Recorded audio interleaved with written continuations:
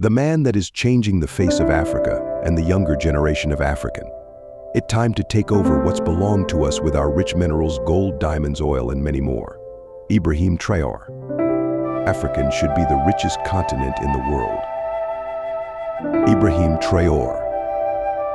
In a resource-rich African nation, a young visionary, inspired by the paradox of abundant natural wealth juxtaposed against widespread poverty, embarked on a mission to change the fate of the continent. Growing up surrounded by untapped resources, this individual pursued education in economics and sustainable development with a dream of transforming how Africa manages its natural wealth. Rise to influence. Ibrahim Traore, starting in the non-profit sector, the visionary quickly gained recognition for innovative resource management strategies. Their insights into equitable resource distribution caught the attention of key business and political leaders across Africa. They championed the cause of using Africa's resources such as gold, diamonds, and oil to fundamentally enhance the continent's standing on the global stage. Visionary leadership. This leader founded a Pan-African initiative that united continental leaders to collaboratively harness natural resources. The rallying cry, "It's time to take over what belongs to us," galvanized particularly strong support among the youth, inspiring a movement towards self-sufficiency and economic independence. Impact. The initiative led to transformative policies that prioritized local community benefits, environmental sustainability, and technological advancement in resource extraction. These policies not only significantly increased the wealth within the continent, but also ensured that the profits were reinvested into local economies, improving infrastructure, education, and healthcare systems.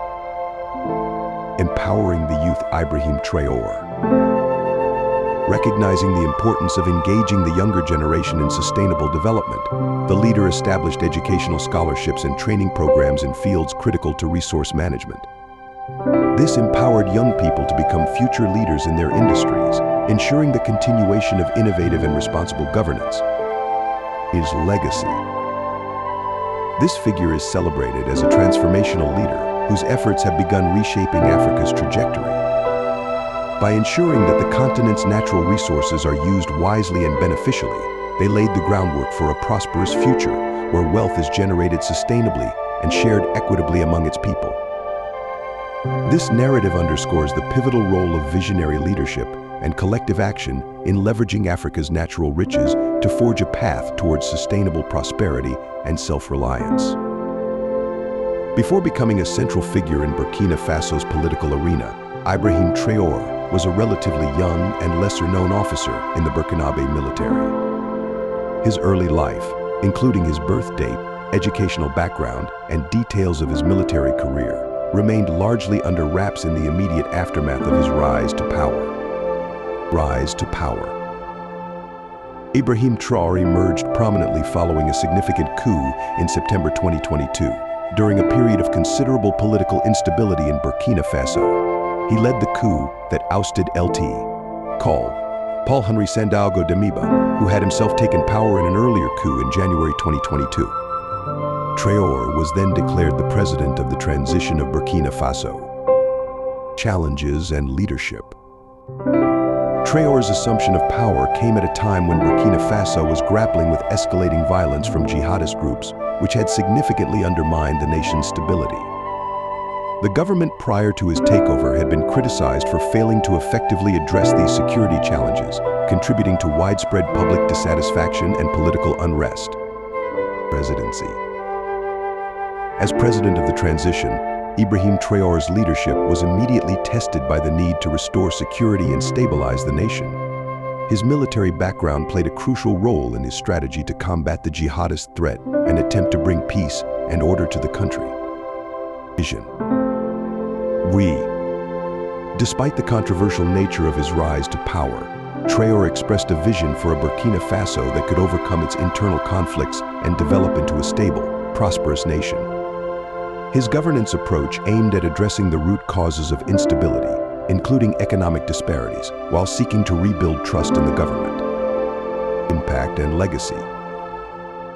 The long-term impact of Ibrahim Traore's presidency remains to be seen, as his leadership continues to evolve in response to Burkina Faso's complex challenges. His tenure is marked by efforts to change the trajectory of the country through a focus on security, governance reform, and national reconciliation. This narrative provides a comprehensive view of Ibrahim Traore's ascent to power amid a tumultuous political climate, highlighting his military background and the significant challenges he faces as the leader of Burkina Faso's transitional government. Burkina Faso, a landlocked country in West Africa, has a rich and complex history that spans thousands of years. Here's an overview of the significant periods and events in the history of Burkina Faso. Pre-colonial history. The region now known as Burkina Faso was inhabited by hunter-gatherers between 14,000 and 5000 BC. Around the 3rd millennium BC, the area saw the spread of ironworking and agriculture, leading to the establishment of more permanent settlements.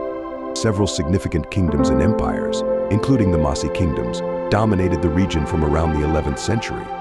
These kingdoms were known for their sophisticated social structures and powerful militaries. Colonial era. In the late 19th century, as part of the broader scramble for Africa, French forces began to establish control over the area. By 1896, the principal Mossi kingdoms had been conquered. The region was then incorporated into French West Africa as part of the Upper Volta territory. Under French rule, the area was subject to extensive economic exploitation, primarily for its labor and agricultural resources. Post-colonial and recent history. Burkina Faso gained independence from France on August 5, 1960, initially as the Republic of Upper Volta. The post-independence era was marked by frequent military coups and political instability. In 1983, Captain Thomas Sankara seized power and implemented radical reforms, including improvements in women's rights, education, and public health. He also changed the country's name to Burkina Faso, which means the land of upright people in Moor and Dioula, the two major native languages. Sankara's revolutionary programs, however, faced resistance from several quarters, including the former colonial power. He was assassinated in a coup led by his friend and colleague Blaise Compaoré in 1987. Compaoré ruled for the next 27 years, during which time the country saw relative political stability but was criticized for authoritarian practices and corruption. In 2014, widespread protests erupted over Compaoré's attempt to extend his rule, leading to his resignation and the establishment of a transitional government. This transition paved the way for democratic elections, and in 2015, Rochmark Christian Kabore was elected as president. However, the region continues to face challenges such as terrorism, ethnic violence, and political instability. In recent years, Burkina Faso has been grappling with significant security issues, especially related to jihadist groups linked to Al-Qaeda and the Islamic State, affecting its development and humanitarian situation.